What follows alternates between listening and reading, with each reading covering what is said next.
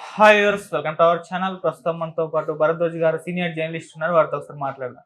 Sir నమస్కారం sir. నమస్తే. Sir, Chandrababu Naidu గారి పైన ఉన్న కేసులన్నింటినీ సిబిఐకి అప్పగించాలి, సిబిఐ విచారణలో అవి జరగాలి అని చెప్పేసి ఒక జర్నలిస్టు హైకోర్టులో ఒక పిల్ వేశారు సార్.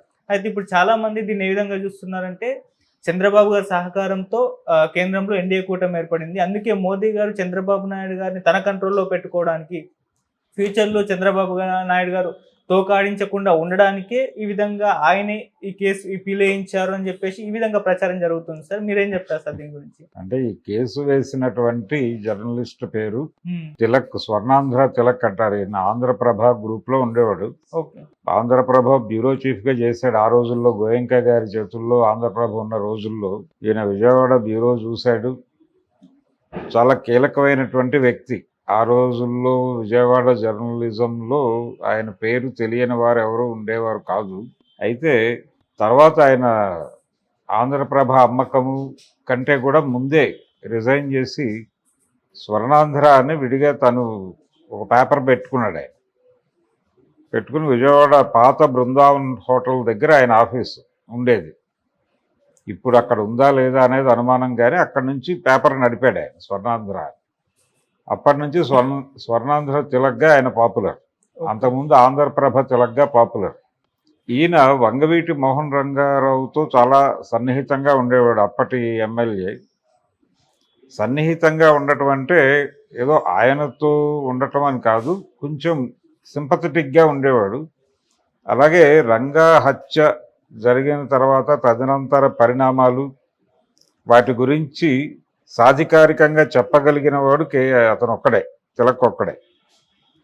ఆ టైంలో జరిగినటువంటి అల్లర్లు, వాటి వెనకాల ఎవరున్నారు, అది కులఘర్షణ అంటారు. అది కులఘర్షణ కాదు, అది ఒక రకమైనటువంటి మినీ వర్గ పోరాటం అనే అభిప్రాయం ఉన్న వాళ్ళకి ఆధారం, ఆ అభిప్రాయం ఏర్పడడానికి కొంత లీడ్స్ ఇచ్చినవాడు తిలక్కే.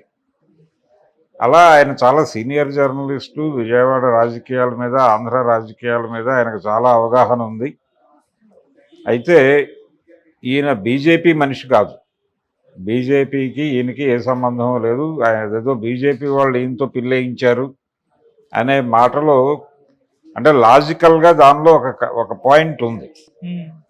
చంద్రబాబు నాయుడు గారి కేసులన్నీ సిబిఐకి అప్పచెప్పేస్తే ఆయన సెంట్రల్ గవర్నమెంట్ కస్టడీలో ఉంటాడు, చెప్పు చేతల్లో ఉంటాడు అనేటువంటి ఆర్గ్యుమెంట్లో లాజిక్ ఉంది.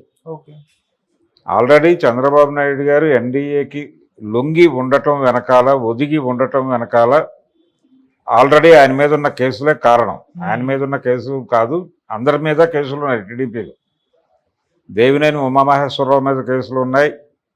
అలాగే నారాయణ కాలేజీల తాలూకా ఇప్పుడు మంత్రి అయినటువంటి నారాయణ గారి మీద కేసులు ఉన్నాయి. చంద్రబాబు నాయుడు గారి క్యాబినెట్లో దాదాపు 5-6 మంత్రుల మీద కూడా కేసులు ఉన్నాయి. చంద్రబాబు నాయుడు గారి మీద స్కిల్ కేసు ఒకటే కాదు, ఇంకా ఇతర ఆరోపణలు ఉన్నాయి, ఇతర కేసులు ఉన్నాయి. అవి వాటిలో ఆయన బెయిల్ తీసుకున్నాడు, కొన్నిట్లో బెయిల్ తీసుకోలేదు. ఈవెన్ అమరావతికి సంబంధించి కూడా ఒక కేసు ఉంది ఆయన మీద. కాబట్టి ఈ కేసులన్నింటినీ సిబిఐకి ఇవ్వమని ఎందుకు అడుగుతున్నాడు తిలక్ గారు అంటే, ఆయన రీజన్ ఏంటంటే, ఏపీ గవర్నమెంట్ మారుతోంది అంటే ఎన్నికల ఫలితాలు వెలువడుతున్నటువంటి సమయంలోనే ఏపీ పోలీసులు ప్లేటు ఫిరాయించారు. ఇంకా చంద్రబాబు నాయుడు ముఖ్యమంత్రి కాకముందే, అంటే గెలుపు నిర్ధారణ కావడానికంటే ముందే, ఉదయం ఫలితాలు ప్రకటన మొదలవగానే ఒక అరగంట గంటలోనే ట్రెండ్ తెలిసిపోయింది. ఎవరు గెలవబోతున్నారు అనేది ప్రపంచానికి అర్థమైపోయిన సందర్భం. అప్పుడు హరీష్ కుమార్ గుప్తా అని అప్పుడు డీజీపీ ఉండేవాడు ఏపీలో. వారు ఇమ్మీడియట్గా ప్లేటు ఫిరాయించి జై చంద్రబాబు అనేసాడు. అన్నాడు అనడానికి ఉదాహరణలు ఏంటంటే, చంద్రబాబు కేసులు ఎవరైతే దర్యాప్తు చేస్తున్నారో ఏపీ సిఐడికి సంబంధించి ఆ విభాగం మొత్తం క్లోజ్ చేశారు. ఆయన ముఖ్యమంత్రికి అవుతున్నాడు కాబట్టి ఇవన్నీ క్లోజ్ చేసేయండి అన్న పద్ధతిలో వ్యవహరించారు. అక్కడి నుంచే ఇలా వ్యవహరించినటువంటి వ్యక్తి, ఇలా వ్యవహరించినటువంటి డిపార్ట్మెంట్, వీళ్ళ చేతుల్లో ఈ కేసులకి న్యాయం జరగదు కాబట్టి సిబిఐకి అప్పచెప్తే ఏదో న్యాయం జరుగుతుంది అనే ఉద్దేశంతో ఈయన ఆ అభిప్రాయం చెప్పి కేసు వేశాడు, పిల్ వేశాడు. ఓకే. అయితే ఏపీలో గెలిచింది చంద్రబాబు పార్టీ కాదు, ఎన్డీఏ గెలిచింది. అవును. కేంద్రంలో అధికారంలో కూడా ఎన్డీఏనే ఉంది. కాబట్టి ఇది సిబిఐకి వెళ్ళిన ఆయన ఏదైతే ఏపీ పోలీసులు తాత్సారం చేస్తారు, కేసుల్ని నీరు గారుస్తారు అని భయపడుతున్నాడో అది సిబిఐకి వెళ్ళినా చేయగలడు చంద్రబాబు. అది పెద్ద ఇష్యూ కాదు. ఎందుకంటే చంద్రబాబు నాయుడుకి భారతీయ జనతా పార్టీ చాలా ప్రాధాన్యత ఇస్తోంది టెంపరీగా. భవిష్యత్తులో ఆయన్ని కంట్రోల్ చేయడానికి ఈ కేసులు చూపించి బెదిరించవచ్చు, అది వేరే గొడవ. కానీ ప్రస్తుతానికి వాళ్ళకు ఉన్నటువంటి బలం తక్కువ, బలం లేమితో వాళ్ళు పార్లమెంట్ నడుపుతున్నారు. అందుకని చంద్రబాబు నాయుడు చాలా కీలకం వాళ్ళకి. అందుకనే నిన్న చంద్రబాబు నాయుడు అమిత్ షాని కలిసినప్పుడు చంద్రబాబు నాయుడుని నేను కలిశాను అని ఆయన ట్వీట్ చేశాడు. ఒక రాష్ట్ర ముఖ్యమంత్రి కేంద్ర హోంమంత్రిని కలిసినప్పుడు ఇతను ట్వీట్ చేయాలి, నేను హోంమంత్రిని కలిశానని. అలాంటిది ఆయనే ట్వీట్ చేశాడు రివర్స్లో. అంటే చంద్రబాబు నాయుడుకి ఎంత ప్రాధాన్యత ఇస్తున్నారు అనేది అర్థమవుతుంది. అందుకని ఇది సిబిఐకి ఇచ్చినా తిలక్ అనుకున్నటువంటి న్యాయం జరిగే ఛాన్సెస్ తక్కువే. రెండోది, వీటిని తొందరగా తేల్చాలని కేంద్రం కూడా అనుకోదు. వీటిని హోల్డ్ చేసి ఇతన్ని కంట్రోల్లో పెట్టుకోవాలి, 5 ఏళ్ళు ఇతను మన అదుపులో మన కస్టడీలో ఉండాలి అని కోరుకుంటుంది భారతీయ జనతా పార్టీ. అందుకని ఈయన అనుకున్నటువంటి సత్వర న్యాయము జరగదు అక్కడ.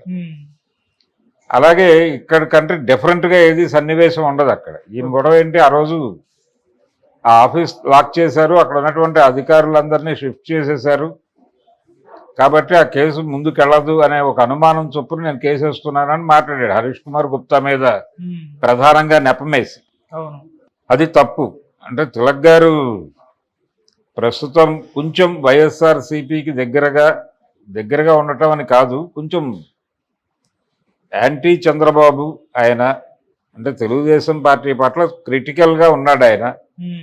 వంగవీటి మోహన్ రంగారావు గారి హత్యలో తెలుగుదేశం పార్టీ నాయకత్వం ఉంది అని బలమైనటువంటి అభిప్రాయం ఉన్నటువంటి వాడు ఆయన.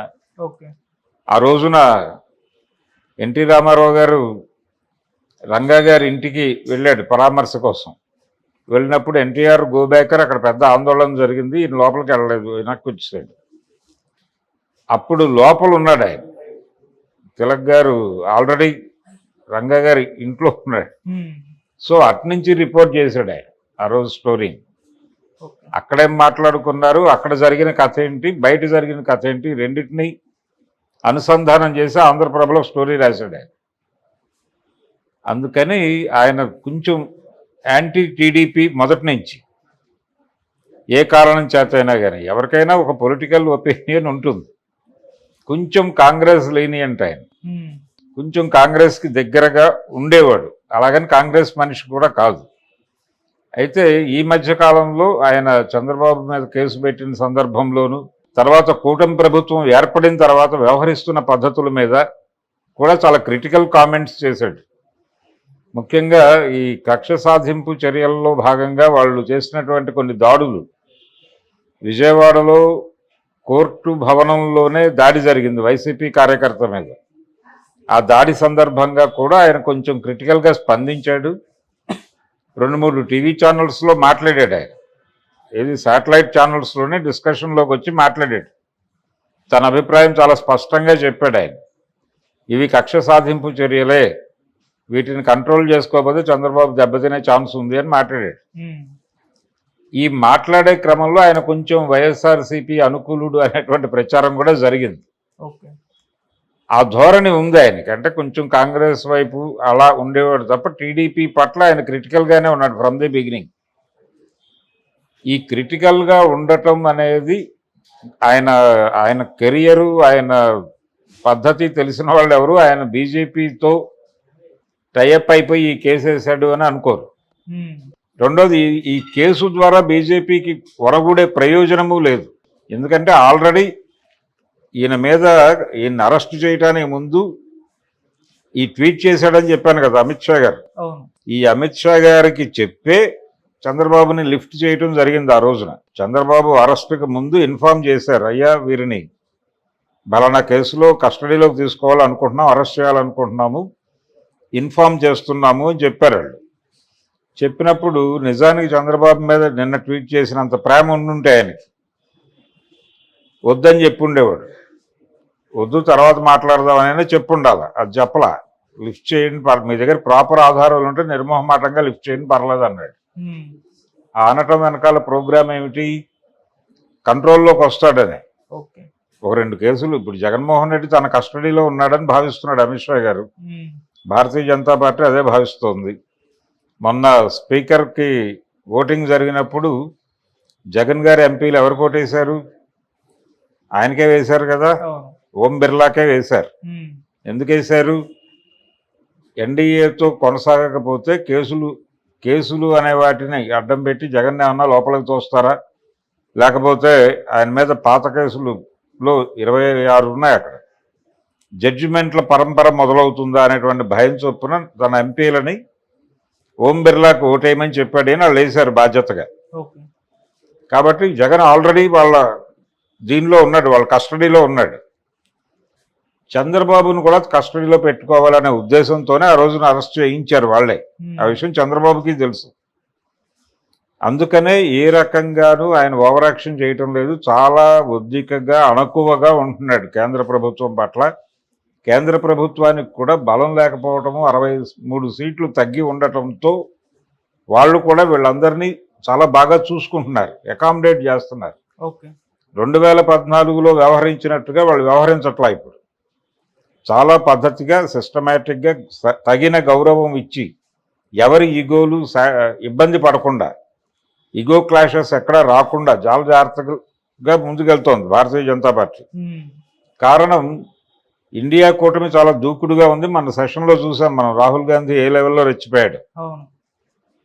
అందుకని చంద్రబాబు నాయుడు చాలా కీలకం ఇప్పుడు వాళ్ళకి. అతన్ని అదుపులో ఉంచుకున్నారు, ఆ విషయం చంద్రబాబుకు తెలుసు. ఇతను అడిగినా అడగకపోయినా వాళ్ళు అవసరమైతే సిబిఐకి షిఫ్ట్ చేసుకుని దాడి చేయగలరు. అందుకని అయితే తిలక్ గారి గొడవ ఏంటంటే స్టేట్ గవర్నమెంట్ తాత్సారం చేస్తుంది, ఈవెన్ సెంట్రల్ గవర్నమెంట్ ఆదేశించినా వీళ్ళు సిబిఐకి ఇవ్వడానికి కొంత హెసిటేట్ చేస్తారు. కాబట్టి కోర్టు డైరెక్షన్ తీసుకుందామనే ఉద్దేశంతో ఈయన పిల్లు పడేశాడు. ఒకవేళ కోర్టు డైరెక్షన్ ఇస్తే మంచిదే, లేకపోయినా చంద్రబాబుకి వచ్చిన ప్రమాదం ఏం లేదు. కోర్టు డెసిషన్ తీసుకుని సిబిఐకి మార్చినా అక్కడ జరిగేది ఏమీ లేదు. తిలక్ గారు తన చైతన్యాన్ని ఆయన ప్రదర్శించాడు అంతే. దీని వెనకాల ఉంటే గింటే వైఎస్ఆర్సీపీ ఉండాలి, కానీ అది కూడా ఉందని నేను అనుకోవడం లేదు. ఒకవేళ ఉంటే గింటే భారతీయ జనతా పార్టీ ఉండే ఛాన్స్ అయితే లేదు. Okay sir, thank you so much sir.